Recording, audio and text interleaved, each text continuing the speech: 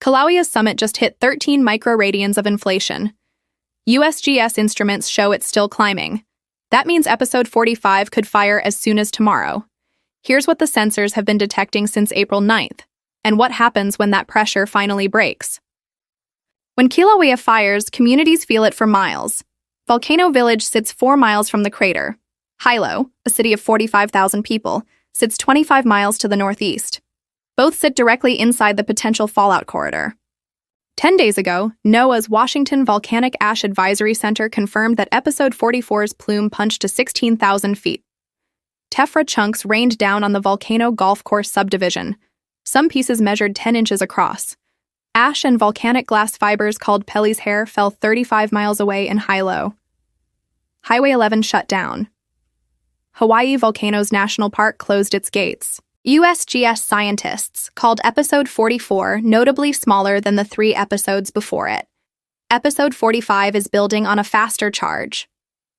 To understand what's happening right now, you need to know one thing. Kilauea's summit is a pressure cooker. Magma rises from deep underground and collects in a shallow reservoir beneath the caldera. As it fills, the ground swells upward. Scientists measure that swelling in units called microradians. Think of it like watching a tire inflate from the inside.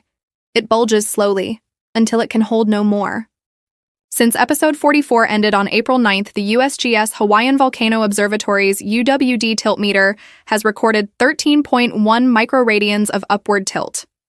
9 days. 13.1 microradians. Here's where it gets critical. Episode 44 discharged 17.6 microradians when it erupted. That was the pressure it took to blast lava 800 feet into the sky. The system is already 75% recharged. And that recharge is happening fast. Faster than several previous inter-episode rest periods. This eruption cycle began on December 23, 2024. 2 vents cracked open inside Halemaumau crater, the north vent and the south vent. Since that day, there have been 44 separate episodes of lava fountaining. Each episode follows the same rhythm. The ground swells. Lava spatters at the vents. Fountains fire. The eruption stops. The ground deflates. The cycle restarts. Episode 44 played out 10 days ago. Fountaining began at 11:10 a.m. on April 9th. For 8.5 hours, the north vent launched a column of lava 800 feet straight up. At 1 p.m., the plume had climbed to 16,000 feet above sea level. A narrow band of ash, gas, and volcanic glass began drifting northeast with the wind. It crossed directly over Highway 11. The road closed. Inside the park, Tephra blanketed Crater Rim Drive. At Kilauea Military Camp, a resort inside the park, the ground turned gray. Chunks of hardened volcanic glass rained down on the volcano golf course subdivision next door. Then, at 7:41 p.m., the fountaining cut off. Abruptly. Like someone turned off a switch. That's what Kilauea does. Within hours of the shutdown, the ground had already started pushing back up. But here's something that caught scientists' attention. During episode 44, USGS measured SO2 gas emission rates averaging more than 200,000 tons per day.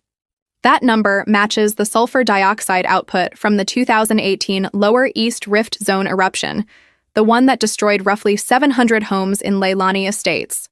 A smaller-than-average episode, producing the same gas load as Kilauea's most destructive modern event. That number matters. We'll come back to it. The communities directly inside the impact zone form a corridor stretching northeast of the summit. Volcano Village, roughly 2,000 residents, sits 4 miles from the crater. In past episodes, Tephra has fallen directly on its roads and yards. Mountain View lies further northeast down the volcano's flank. Fine ash and Pele's hair have reached this community in multiple prior episodes. Hilo sits 25 miles out, at the outer edge of the fallout zone. In episode 44, Pele's hair was confirmed 35 miles away in Ninole. Hilo could see ash fall again during episode 45, depending entirely on the wind. Hilo International Airport sits directly under the typical northeast plume track. When Kilauea fires and trade winds are blowing, NOAA issues SIGMET aviation warnings and flight paths get rerouted over open Pacific. Highway 11, the only major road connecting Volcano Village and the national park to the rest of the island, closes when Tephra covers the asphalt. During episode 44, that closure trapped traffic and forced emergency detours. And beyond direct fallout, there's VOG, That's volcanic smog, a toxic mix of sulfur dioxide and fine aerosol particles that spreads across the entire island chain during active eruptions. Air quality in the summit region has been swinging between unhealthy for sensitive groups and hazardous in recent days. Children, elderly residents, pregnant women, and anyone with respiratory conditions are advised to stay indoors when VOG levels spike. Here's where this story gets bigger than just episode 45. This eruption started December 23, 2024. It has now produced 44 separate lava fountaining episodes. That is a historically significant number. The last time Kilauea did something like this was the Pu'uo'o eruption, which began in January 1983. That eruption also started as a series of separate episodic lava fountaining events, exactly like what's happening now. In its first 3 years, Pu'uo'o produced 47 fountaining episodes. Then, around episode 47 or 48, the eruption shifted. The episodic events stopped. Continuous lava flows began. Those flows ran without stopping for 35 years, until they finally broke out of the rift zone in 2018 and buried Leilani Estates. USGS scientists raised this comparison directly. In the Volcano Watch article published April 17, 2026, HVO scientists noted that the current eruption has reached the same episode count where Pu'uo'o changed its behavior. They were careful to point out the differences. The current eruption is at the summit, inside the caldera. Pu'uo'o was on the flank, along the east rift zone. Different vents, different geology. But the pattern of inflation, eruption, deflation, and rapid recharge? Remarkably similar. And here's the question scientists are watching closely. Will episode 45 continue the episodic cycle? Or is this system beginning to shift towards something more continuous? There is no certain answer right now. But the SO2 number tells a story.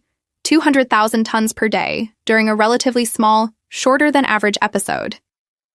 That points to a large and consistent magma supply feeding the system from below. USGS HVO has noted that the rapid return of inflationary tilt after every episode shows no sign of slowing. The system is cycling reliably, recharging quickly and firing predictably. That predictability has a flip side. It means this eruption shows no signs of stopping.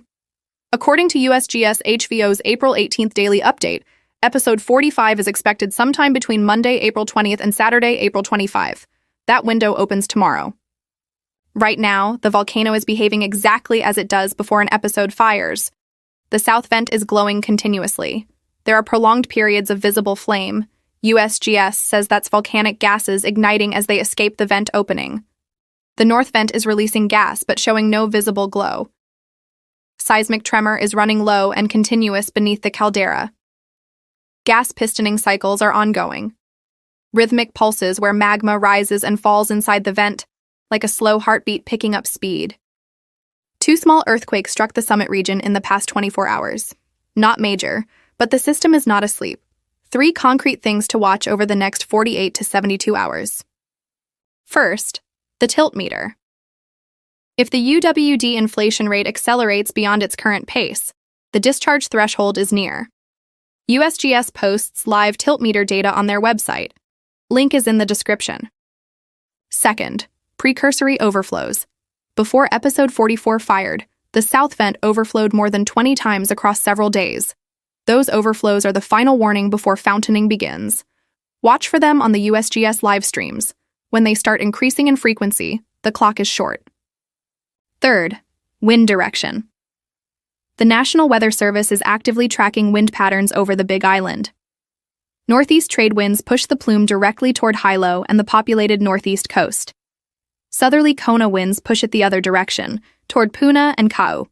Wind determines who gets the ash. Worst case. If episode 45 produces higher lava fountains than episode 44, which is possible given the faster than average recharge, and northeast trade winds are blowing at the time of eruption, the tephra fallout zone extends toward Hilo. No AA would issue aviation weather warnings. Hilo International Airport would reroute flights. Highway 11 closes again. 45,000 residents in Hilo would be advised to shelter indoors. Best case, episode 45 fires during southerly Kona wind conditions. Fountaining stays contained inside the park. Tephra lands inside the closed caldera zone. Communities experience elevated VOG, but no tephra impact. The episode ends in under 12 hours as most have. The system deflates. the cycle starts again. Either way, this is happening this week. 3 things to take away. 1. USGS instruments show 13.1 microradians of summit inflation since April 9th. That is 75% of the pressure needed to trigger episode 45. 2. The forecast window opens tomorrow, Monday, April 20th, and runs through Saturday. Watch for precursory south vent overflows. When those accelerate, the fountaining can begin within hours. 3. During episode 44, SO2 output matched the 2018 Lower East Rift Zone eruption. Scientists are now watching whether this system is approaching a transition from episodic to continuous eruption. That is the bigger story building beneath every single episode. USGS runs 3 live streams of the Kilauea Summit caldera. Links are in the description. If you want to watch it happen in real time, that's your direct feed. If you want to stay ahead of every eruption, earthquake, and space weather event as it breaks, subscribe. I post every time something significant hits. Coming next, what happens if Kilauea stops being episodic and shifts to continuous lava flows? The same transition that happened with Pu'u'o'o in the mid-1980s. A shift scientists only fully recognized after it had already happened. That video is on your screen right now. Stay safe.